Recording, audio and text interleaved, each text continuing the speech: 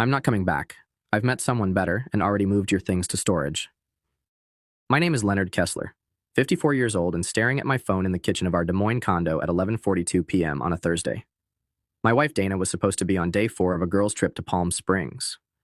The text came with a screenshot of a bank transfer. $118,000 moved from our joint savings to her personal account.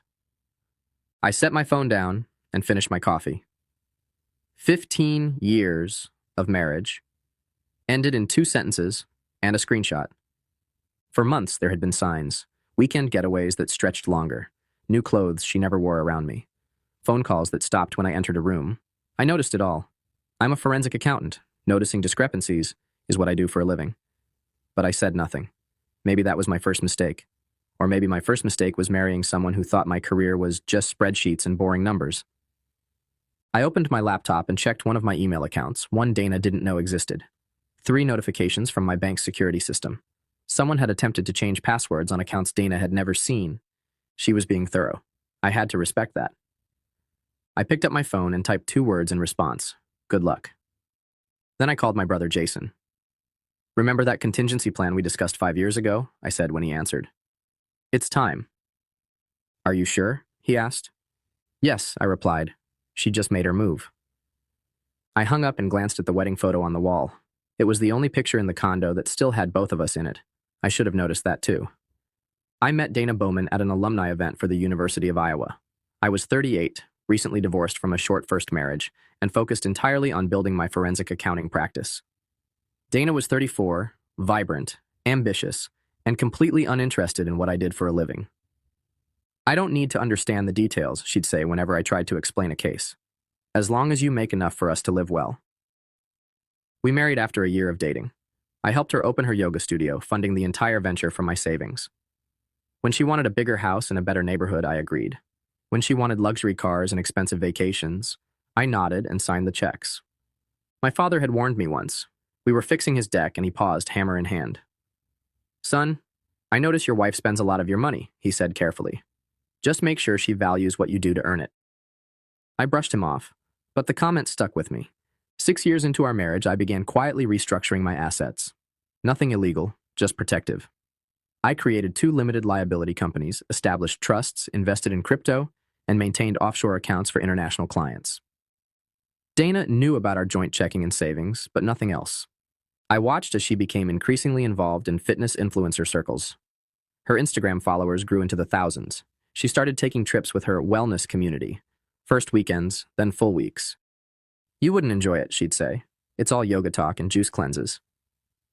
Last Christmas, she forgot my birthday.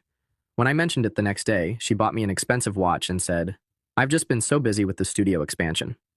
I accepted the watch, but that night, I finalized the paperwork on my contingency plan. The signs were all there. I just didn't want to see the full picture. The morning after her text, I woke up early and made coffee, same as always. Habits are hard to break, even when your world has collapsed. I logged into my primary financial management system, custom built for my practice but adapted for personal use. With a few keystrokes, I activated the contingency protocol Jason and I had designed years earlier. First, I froze all joint accounts and credit cards. Then I triggered a fraud alert on the $118,000 transfer, using my banking contacts to expedite the process. I sent documentation proving financial misconduct to my attorney, along with instructions to file for divorce immediately. Then I called my mother. Dana's left me, I said simply. She took the money and moved my things out while she was supposedly on vacation. My mother was quiet for a moment. I'm sorry, Leonard, she finally said, but I can't say I'm surprised. What are you going to do? What I've been preparing to do for years, I replied. Protect what's mine. An hour later, my phone lit up with Dana's name. I declined the call. 10 more calls followed, then a text. What the hell did you do? The money's gone and my cards don't work. I didn't respond. Instead, I drove to the storage facility listed in her text. Using the code she'd sent, I retrieved 2 boxes of my clothes and my laptop. The rest of my belongings, family photos, books, mementos from my father, were nowhere to be found. That's when something hardened in me. This wasn't just about money anymore. It was about 15 years discarded without a second thought. It was about someone thinking they could erase me from my own life. I stopped at a coffee shop and opened my laptop. Using financial databases only available to licensed investigators, I pulled up everything I could find on Trey Harmon, the fitness influencer Dana had been tagging in photos for months. The someone better she'd mentioned. What I found confirmed my suspicions. Trey's gym business was leveraged to the hilt. 3 maxed-out business credit cards, a lease he couldn't afford, and Dana had already co-signed on a car loan with him 2 months earlier. I closed my laptop and drove to a hotel. For the first time in years, I felt completely clear about what needed to be done. I wasn't angry anymore. I was focused. Monday morning, I walked into my office as if nothing had happened. My assistant Valerie looked up, surprised. "Leonard, I thought you'd be taking time off. Dana called here 3 times already." "Did she?" I said. "Not a question." She sounded upset, said there was a misunderstanding with your accounts and needed to reach you urgently. I nodded. "If she calls again, tell her to contact my attorney." By noon, Dana had escalated from calls to appearing in person. The receptionist buzzed my office. "Your wife is here. She's quite insistent." I sighed and walked to the lobby. Dana stood there, designer sunglasses pushed back on her head, yoga clothes perfectly coordinated. She smiled when she saw me, the same smile she'd used for 15 years when she wanted something. "Leonard, there's been a huge misunderstanding with the bank," she said, loud enough for everyone to hear. "All our accounts are frozen." "Not a misunderstanding," I said quietly. "You transferred money without authorization. The bank flagged it as fraud." Her smile faltered. "It was our joint account. I'm your wife." "You're my soon-to-be ex-wife who emptied our savings while informing me you'd moved out and found someone new. That's textbook financial misconduct." Her voice dropped to a hiss. "You cannot do this to me. I've already put deposits down on a new place. I've made commitments." "To Trey Harmon?" "Yes, I know all about those commitments." Her face went white. "You're investigating me?" "Number just protecting myself from fraud." "I'll fight this," she snapped. "I deserve half of everything." I looked at her evenly. "Half of what's in those accounts, sure, but you seem to be under the impression that's all there is." She blinked, confused. "What are you talking about?" "You'll find out in discovery," I said, then turned and walked back to my office. That afternoon, I received an email from Dana's newly hired attorney demanding immediate access to all financial records and threatening to expose irregularities in my accounting practice if I didn't comply. It was an amateur move, a threat with no substance behind it. I forwarded it to my attorney with one line: "Proceed as planned." By evening, Dana had rallied mutual friends to her side, my phone filled with messages asking why I was being vindictive and controlling. No one had questioned where she'd been the past week or who she'd been with. No one asked about the money she'd taken. I didn't bother responding. Instead, I went to the gym, not Dana's studio or Trey's flashy fitness center, but the small community center where I'd been going for years. I lifted weights until my arms shook, then drove back to my hotel room.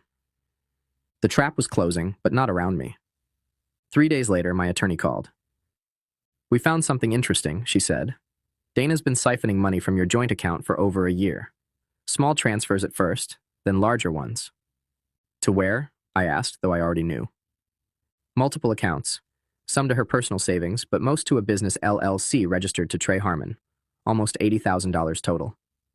And she used our joint funds as the source." "Yes, which means we can add financial infidelity to the divorce filing."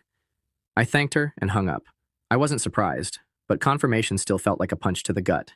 Dana hadn't just left me for someone else. She'd been planning it for over a year, funding her exit and her new boyfriend's business with my money. That night, I received a text from an unknown number. "You need to back off. Dana deserves better than you. Don't make this uglier than it needs to be." Trey Harmon, getting involved directly. Interesting. I drove to my brother's house the next morning. Jason worked in digital security, the perfect complement to my financial expertise. We'd collaborated on cases before, but this was different. "I need everything you can find on Harmon Fitness LLC," I told him. "Bank records, loans, credit applications, everything." Jason raised an eyebrow. "Legal channels only, right?" "Of course. We're just connecting public dots faster than most people could." 3 hours later, we had our answer. Trey Harmon wasn't just in debt, he was underwater. His social media portrayed success, but his business was failing. The new equipment, the expansion, the promotional events, all funded through risky loans and, more recently, Dana's investments. But there was something else, something Dana couldn't have known. "Look at this," Jason said, pointing to his screen. "Harmon applied for a small business loan 4 months ago, used the gym equipment as collateral." "That's normal," I said. "Yeah, but look who co-signed." I leaned forward. The document showed Dana's signature on a $175,000 equipment loan. She co-signed before she left you, Jason said quietly. But here's the kicker. The loan specifies joint responsibility with her spouse. They used your marital status to secure better terms. I stared at the screen. She put my assets on the hook for his loan without my knowledge. Exactly, and there's more. 3 credit cards, a car lease, and the new commercial space rental, all co-signed by Dana, all leveraging your marital assets as security. I stood up and walked to the window. Outside, children were playing in the yard next door, oblivious to the adult complications of the world. She has no idea what she's done, I said finally, and neither does he. The next morning, I met with my attorney and laid out everything we'd found. I want to move quickly, I told her, before they realize what's happening. She reviewed the documents and nodded. We'll file for emergency asset protection today. The loan fraud alone is enough to freeze everything until the divorce is settled. That afternoon, I drove to Harmon Fitness. The gym was sleek and modern, with motivational quotes painted on the walls and Trey's face plastered across the entrance. Inside, 20-somethings in expensive workout gear took selfies between half-hearted sets. Trey spotted me immediately. He was taller in person, with the artificial tan and capped teeth of someone who'd built their career on appearance. He walked over, hand extended, smile perfectly calibrated. You must be Leonard, he said. Dana's mentioned you. I'm sure she has, I replied, not taking his hand. We need to talk. Privately. His smile faltered, but he led me to his office, glass-walled, visible to everyone, but soundproof. What can I do for you? He asked, closing the door. I placed a folder on his desk. This is every financial document connecting you to Dana. Loans, credit cards, leases, all co-signed using our marital assets as security. He picked up the folder cautiously. I don't understand. It's simple. Dana used our marriage to back your business loans. Now we're divorcing, and those guarantees are invalid. The color drained from his face as he flipped through the pages. These are all legitimate business arrangements between Dana and me. Maybe, but the banks approved them based on our combined assets and income. Assets she no longer has access to. He closed the folder. What do you want? Nothing from you. I just thought you should know what's coming. The banks will be calling those loans due very soon. Dana said you were wealthy, he said, voice hardening. That money's not an issue for you. Money's never been the issue, I replied. Trust was. I stood up to leave, but paused at the door. One more thing. When Dana moved out, she took some items of sentimental value to me. Family photos, my father's watch. Things money can't replace.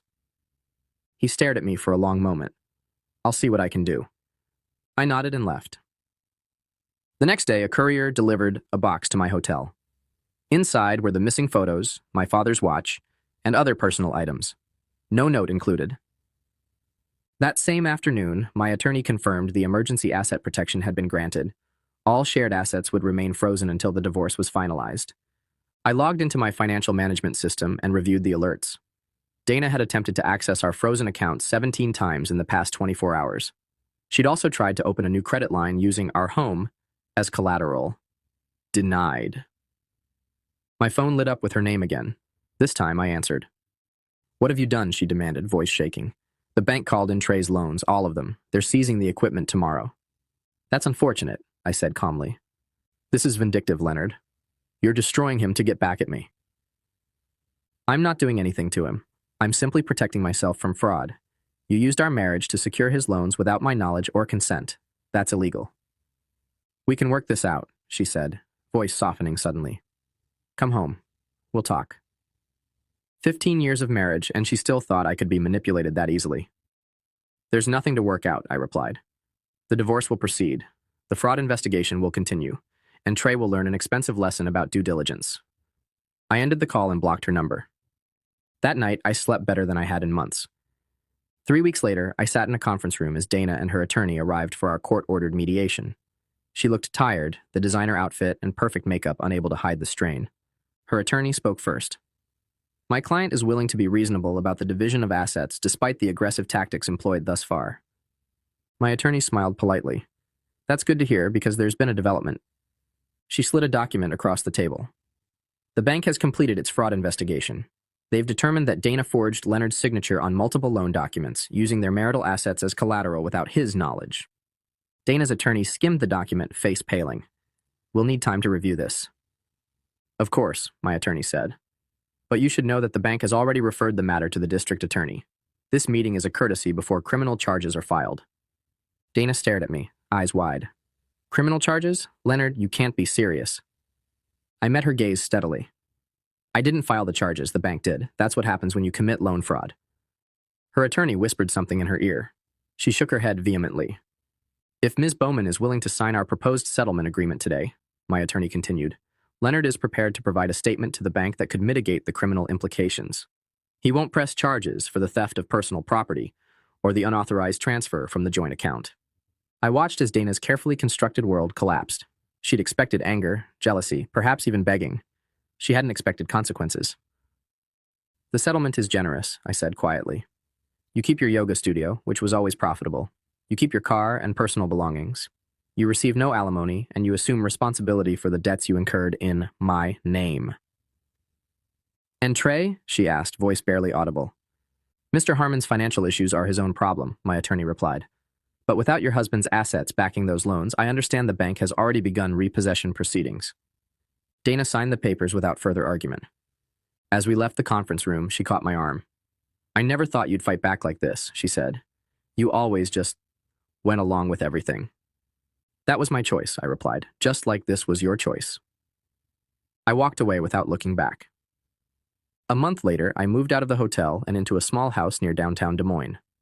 Nothing fancy, just a craftsman with good bones that needed some work. The kind of project that would keep my hands busy and my mind occupied during the evenings. I heard through mutual friends that Dana had moved to Colorado to start over. Her Instagram showed mountain views and inspirational quotes about new beginnings. Trey's gym had been sold to a national chain, and he'd relocated to Miami to expand his brand. Neither of them mentioned what had happened. People rarely advertise their failures. My brother Jason stopped by one Saturday to help me install new cabinets in the kitchen. Heard anything from Dana? He asked as we measured for the hinges. No, I said, and I don't expect to. You know, you could have taken her for everything. The fraud charges alone would have ensured that. I shrugged. What would be the point? She's no longer my problem. We worked in comfortable silence for a while, the rhythm of measuring, cutting, and mounting creating a meditative state. I'm thinking of taking some time off, I said eventually. Maybe drive up to Minnesota, do some fishing at the cabin. Dad would like that, Jason replied. You haven't been there since he passed. That evening, after Jason left, I sat on my back porch with a glass of bourbon. The neighborhood was quiet, with only the occasional dog bark or child's laugh breaking the silence. Different from the upscale community Dana had insisted on. More real somehow. I thought about the last 15 years, how I'd allowed someone else to define my life, my worth, how I'd noticed the signs but chosen to ignore them, how when the moment came I'd been prepared because some part of me had always known this day would arrive. I didn't feel victorious. I didn't feel vindicated. I just felt free. The next morning I called my office and told them I'd be taking 2 weeks off. Then I packed my truck, locked up the house, and headed north. No itinerary, no expectations. Just the open road. And for the first time in years, no invisible ledger of resentments to balance.